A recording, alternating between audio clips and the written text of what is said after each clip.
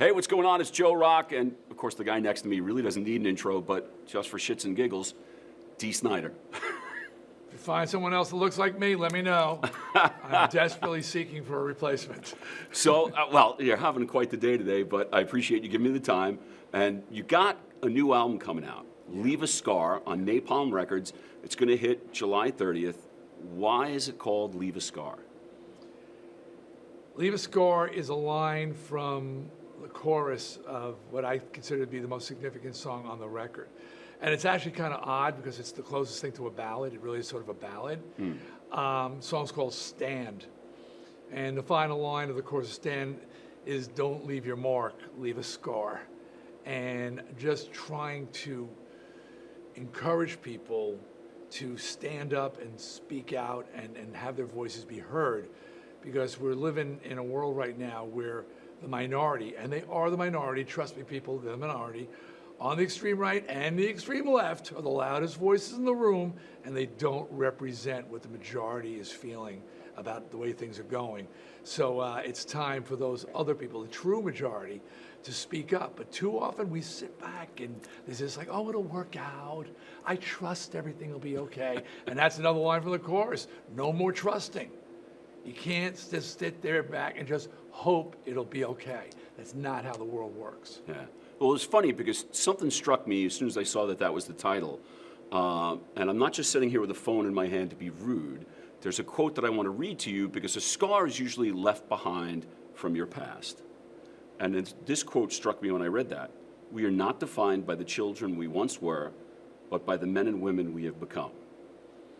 So now, do you want to talk a little bit about that quote? You know where I'm taking that from? Yeah, that's all it says on my Twitter description, and that's just something that I've often thought about, that we live our lives constantly feeling like, or maybe in fact we are being judged by the children we were, and we've grown and we've matured and we've changed and hopefully we've evolved, and people need to be reminded that that in the end we're going to be remembered for sort of what we became with our lives, what we did with our lives, not what we did when we were kids necessarily. And so I can be profound. People are very surprised. They say, you actually think about things? Yeah, I think about a lot of things. So, well, I think that fits perfectly because, okay, so the way a lot of people first met you, saw you, was Twisted Sister. That was childhood. It grew through. That band was heavy, but it doesn't compare to the heaviness of For the Love of Metal and Leave a Scar. Yeah. What was the change that made the music that much heavier? Well, first of all, talking about the Twisted days, I mean, that's a perfect example of people defining you by something from your younger days, and there's no shame in my game. I'm proud as can be of my past, but that was a long time ago, and I've been through a lot, and I've experienced a lot, and I've changed a lot, and one of the reasons that I've done so much reality TV, and I tell this to many celebrities contact me and ask me for advice about should I do this show? And I said, look, if you want people to know you for the image that you've created, fine. But if you would like people to see that you've either evolved or changed or show another side of you, reality TV is a great chance to do that. So, I certainly, that's why, I'm happy with the snapshot, but I also like people to know, yeah, this is a guy who's grown and changed. That said, it seems like I've de-evolved musically as I've gotten heavier with age. But this is who I am. This is where I want to be musically. I just, in the 90s, I've kind of felt like I ran into a wall with Widowmaker. And I usually don't read reviews, Joe, but I did. And I don't let reviews get to me, but I did. And it's because I felt that they weren't off the mark. And back then, when the second Widowmaker came out, there was two comments I saw. One was, it sounds like your uncle is trying to be cool, and and sound contemporary. Yeah. And I was connected to what was going on. I wanted to evolve and change, but here I was being questioned because I wasn't being who I'd always been. And then someone else said, nobody wants their older brother's heroes, they want their own. And I got that too. Stay hungry. I have the line, basically it's a song about lead, follow, or get the hell out of the way. Yeah. There's no room for the wannabes, the has-beens, or the bads, So I said, maybe it's time for me to step out of the limelight. And I stopped writing. I stopped doing music. And then I started up with a twisted retro thing with the SMFs, and then eventually Twisted. But it was really just oldies. But I didn't feel it was a place for me. And then when Twisted broke up, I tried to do a couple of solo things and some crazy stuff like Dee does Broadway. And then I did a mainstream rock album because I didn't think there was a place for me in the contemporary metal scene, which I adore. And then it was Jamie Josta from Hatebreed, producer, Headbangers Ball host, podcaster, and he challenged me to do a true metal record. And I said, listen, man, I want to, but I'm not sure where my place is here. And he goes, I know where it is. And trust me, let's do this. And we went in and we created, I think, magic. As far as I'm concerned, it's who I am. It defines who I am. I feel it has a place with contemporary music. And with the success of that record, For the Love of Metal, I came to this next record, and I said, let's stay the course. I found my place in the modern metal world, and I want to continue on this path. And Leave a Scar definitely continues, and in some ways it's gotten heavier. I do a duet with George Corpse Grinder Fisher from Cannibal Corpse. It doesn't get much heavier than that. Not at all, man. But right out of the box, the first single comes out, I Gotta Rock Again. It's great. It's got a video I totally get. Got a guy in chains. Watch the video yourself. I'm not going to describe the whole thing. But the song to me is like, after all this time, you saying like, I thought I was done. Things were locked up. Looked like it was over. Now it's like, well, I got to Joe, burst I back gave out. away my stage shoes I've been wearing for 20 years. People say, you weren't really serious. I didn't announce I was retiring, but I was gone. And so much so, I had this number one fan, Keith Whalen.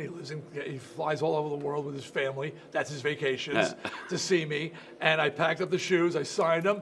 I said, Keith, I'm done. Put this in your man cave, because I see pictures of his man cave. And then yesterday I was on Mark Mendoza's show going, Keith, I need my shoes back. I'm trying to break in a new pair of shoes. I can't do it without my shoes. But I can do it without my shoes. But yeah, I really thought that I was done. But a couple things, I'm not sure exactly what happened.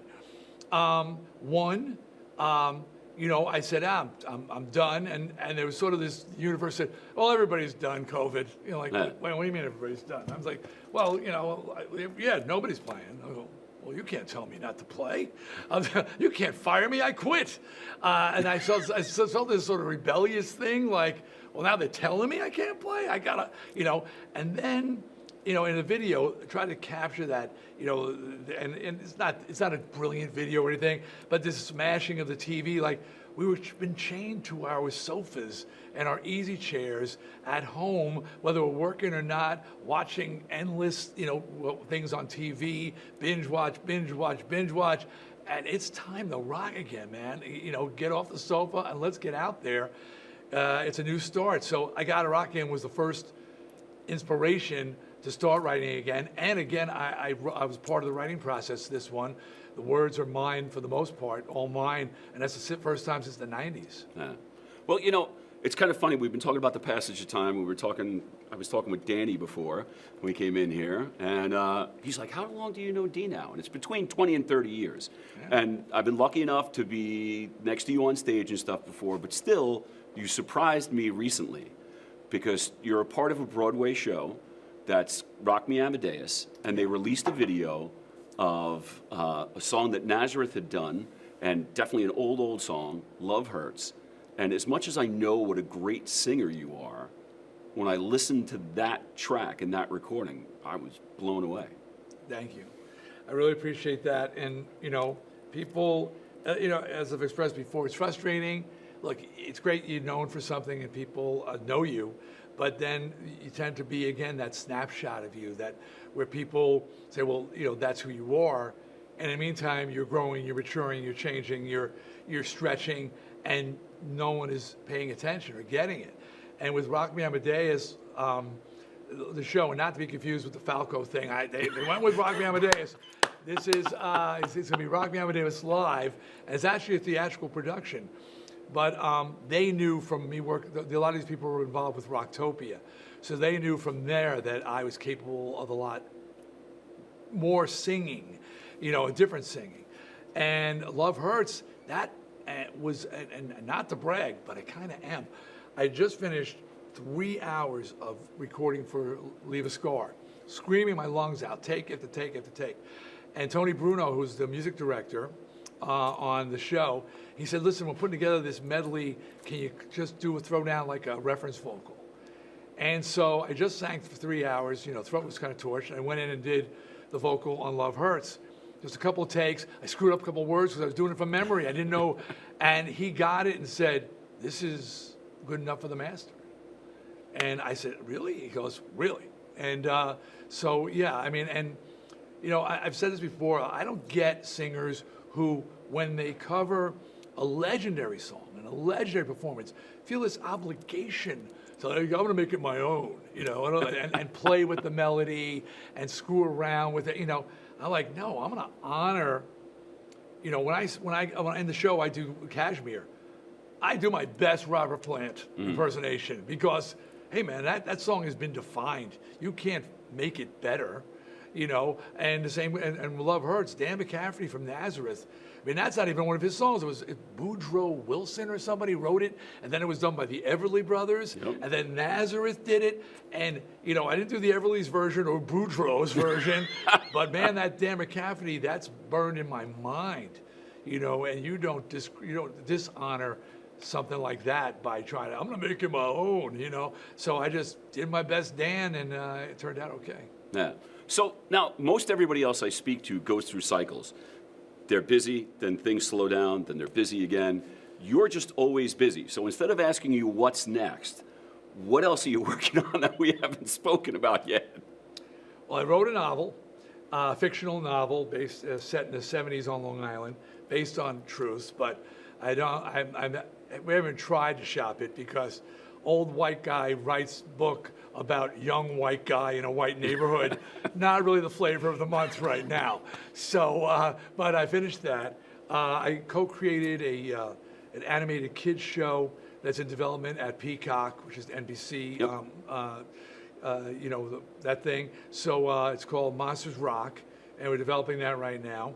And I'm writing the music for that. People, this is going to be like a show for like 4 to 7 year olds with music that will not make parents want to kill themselves.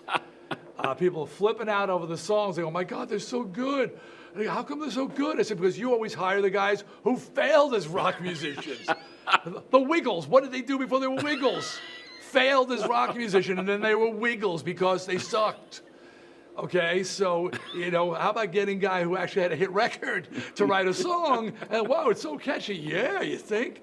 Anyway, there's that. Stupid Buddy, who do Robot Chicken and all that.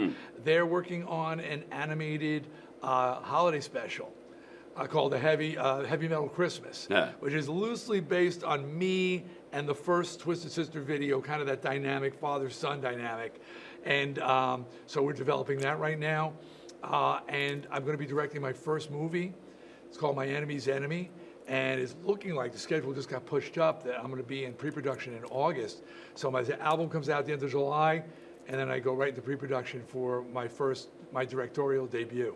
There you go. So that's everything Dee's working on. Coming up in just a couple days, he's doing a performance that you're going to film, and then that'll be available late July, and we'll let you know all the details on that so you can see it. So thanks for spending this time with me. Joe, you rock. Hence the name.